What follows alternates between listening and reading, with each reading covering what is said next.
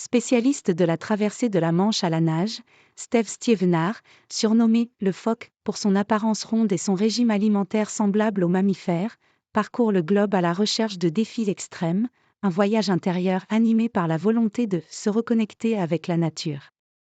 2 fois par jour, et 4 fois en nocturne chaque semaine, Steve Stevenard nage inlassablement près de la côte d'Opale et qu'importe si, comme ce jour-là, l'eau est à 7 degrés.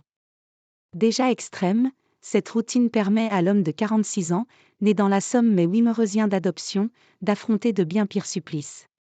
Comme la traversée de la Manche, considérée comme l'Everest de l'endurance en eau libre, qu'il a réussi une première fois en septembre 2018 en 20h55, ou encore 3 traversées entre l'île de Catalina et Los Angeles en 51h18. En tout, Steve Stevenard a traversé le Channel 5 fois, dont un aller-retour en 2020, 34h45, ce qu'aucun Français n'avait réussi avant lui, et une fois en établissant le record de la traversée la plus tardive dans l'année, le 11 novembre 2021, 16h47. SDF pendant 1 an. Son prochain défi est glacial, nager dans le détroit de Beagle, à l'extrême sud du continent américain, puis dans l'Antarctique, où l'eau devrait osciller entre -1 et 0 degrés, début février.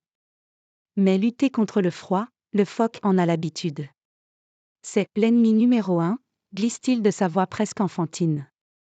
Il mène sa « quête permanente de résistance au froid » au quotidien, pas de chauffage à la maison, seul un poêle à bois dans le salon pour ses invités et pour se réchauffer après l'entraînement, la fenêtre de la chambre ouverte la nuit, la douche dans le jardin, et un short et un t-shirt pour seul vêtement. Nos ancêtres ont passé des périodes glaciaires, c'est dans nos gènes, assure-t-il.